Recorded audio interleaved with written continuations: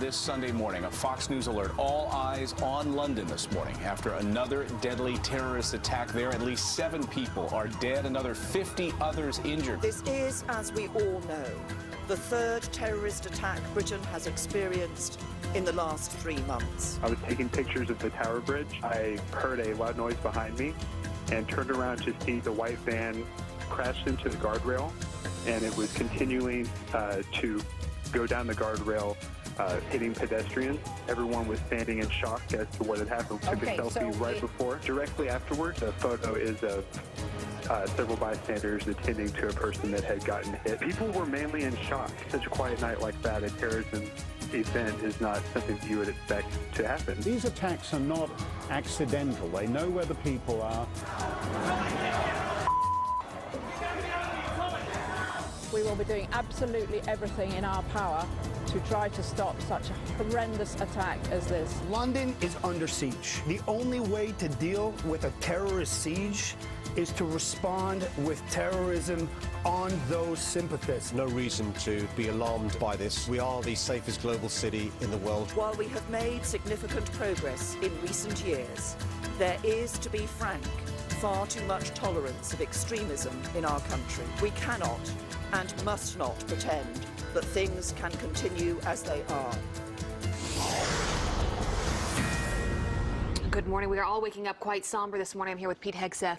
Clayton Morris, good morning to all of you in London. Waking up to another deadly terrorist attack this morning. The investigation developing by the minute. Just moments ago, we are told 5 people reportedly arrested by police in raids in East London, possibly in connection to those attacks. Yeah, the dragnet is wide this morning. This after 3 jihadists mowing down dozens of people with this van. And you can see one of the terrorists laying there on the ground right before going on a stabbing spree in a nearby market. Those terrorists, as Clayton said, like that guy, who see themselves as soldiers of Allah, shot dead by police, but not before killing at least 7 innocent civilians and sending 48 others to the hospitals, many of whom this morning, right now, are in critical condition. So, here to react to these developments, as well as commentary from British politicians as they come in, our panel, former CIA senior intel officer Tony Shaffer, along with former commander in the U.S. Army Special Forces, Lieutenant Colonel Michael Walls, and the founder of the American Islamic Forum, Dr. Zuhdi Jasser, and Andrew Peek, former U.S. Navy commander and founder, and Andrew Peek, former intelligence officer as well. Thank you, all 4 of you, for being with us this morning.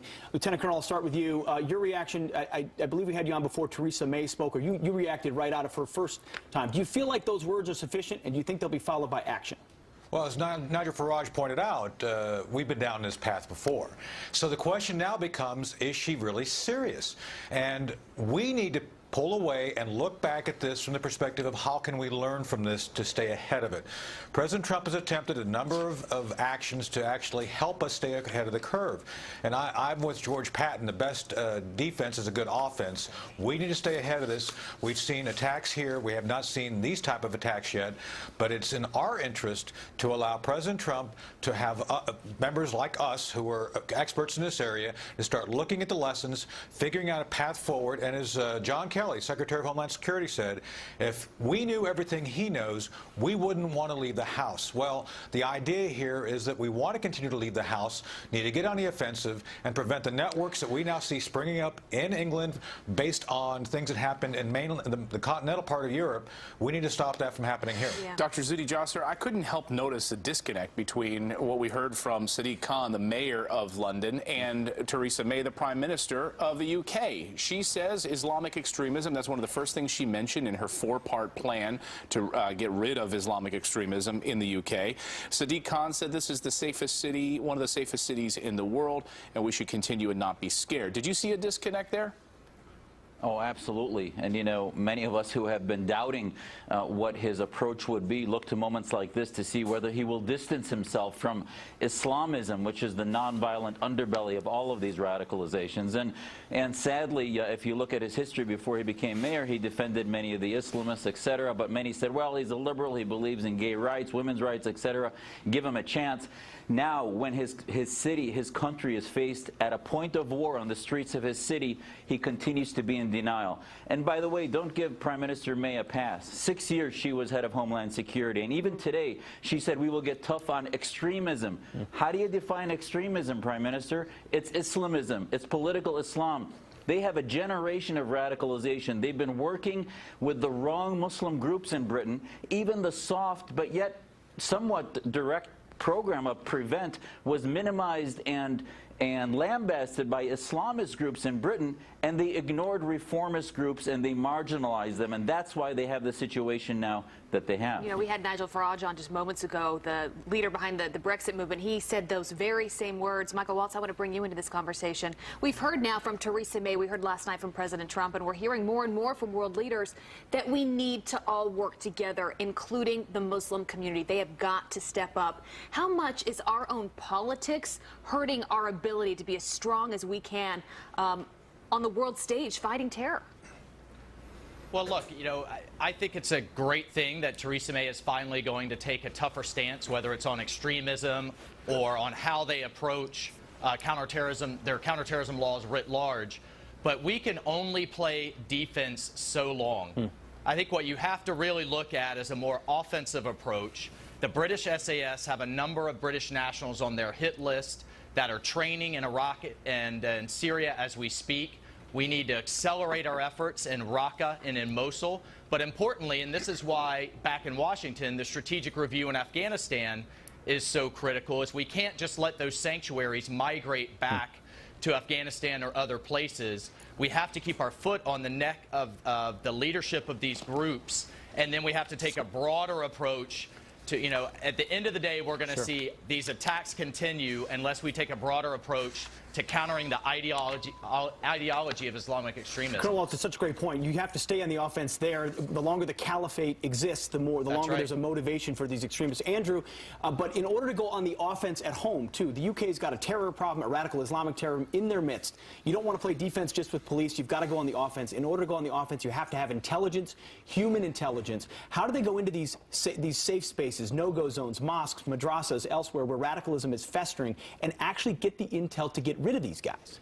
Well, as you said yourself, the most important kind of intelligence in this counterterrorism situations is human intelligence. It's people who know the bombers, know the potential attackers, who know when they're acting weird. The trouble is you have to mix that with signals intelligence, things like monitoring communications. And those two things don't sit very well with each other, because for human intelligence, you need to engage with local Muslim communities who will often push back against the sort of surveillance efforts that the New York Police Department and others in the United States have had a lot of success with in the years after 9/11. Colonel Schaefer, we heard that Nigel Farage saying, you know, he'd love to see warrants start to, you know, fall out of the sky, going after the 2,000 to 3,000 people who are currently on the terror watch list that they're currently watching. That doesn't address the other 22,000, though, that live in these sort of separate communities, these no-go zones. What do you think should happen? What will authorities be doing now over the next few days to sort of drag that approach to this? Well, as Judy said, look, they've been engaging with the wrong groups. I was chatting overnight with two of my British Muslim friends. One of them, the leader of the Association of British Muslims, formed in 1889, who have been fighting this behind the scenes, trying to prevent the radicalism, but they've been pushed aside by these other more radical groups. So we got to deal with those who want to help. We need to work with those folks who want to prevent these sorts of attacks. And look, I was in London just a few months ago as part of the Brexit discussions of how we're going to do defense together. And we need to work with the British hand in glove of looking at how we can learn and work with their special operations forces. And I'm going to say this, it's not going to be popular. We have to look at how we may have to do the same thing here eventually, to use our own special operations forces to prevent these guys from doing what they did there. We have to do this in a severe, direct, and persistent manner until these people go away. We cannot allow what happened in London, what happened in Paris to come here. But by doing that, we have to work with those there to prevent help them to stop what's going on there. Right, Sam, we had a guest on earlier, and he said the way to get at these terrorists, you need to make them live in fear. You need to turn the cards right on them. Are they waking up this morning, Sam? Or do they feel like they're winning this morning? Or Dr. Judy Jasser, or Judy Jasser, can you answer that one as well?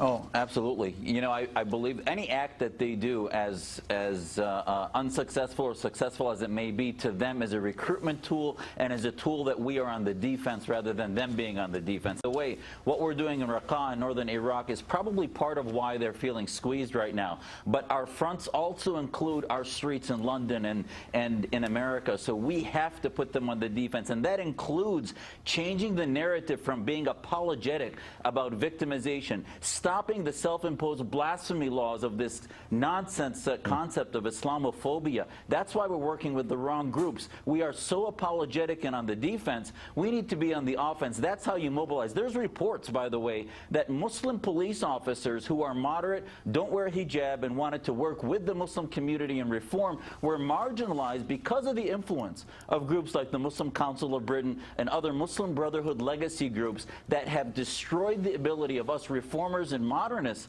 of working to stamp out the precursors of radicalization. Colonel Wells, we're here in Manhattan now. Folks will wake up and see what's happening in London and say this could happen here. Are we doing enough through our intelligence services, our military, our law enforcement to be proactive in this war that's being waged against us by Islamists? Well, look, I mean, we've prevented another 9/11 style attack, and I think that's been the focus over the last decade. But these one-off, smaller, self-radicalized attacks are incredibly difficult, and I would not be surprised to see more happen like San Bernardino and others, and that's why I keep kind of banging the drum that we have to go after the ideology, as Dr. Jasser just said. And I think President Trump's speech over in Saudi Arabia was a great start, where he essentially put his finger in the chest of Muslim-majority governments and said they have to start tackling this from within, as from not only the ideology, but going after these groups in their own right. Andrew, as a former advisor to the U.S. and NATO commanders in Afghanistan, we know that the surge worked. We know that these pinprick attacks by jihadists started to stop as a result of the surge. What would a surge look like in this regard? Well, I think you saw a little bit of that after the Manchester attack. You know, the British government put the army on the streets to harden up some of the soft targets that looked vulnerable. But I think also it's important to point out that in Afghanistan, the surge didn't necessarily work.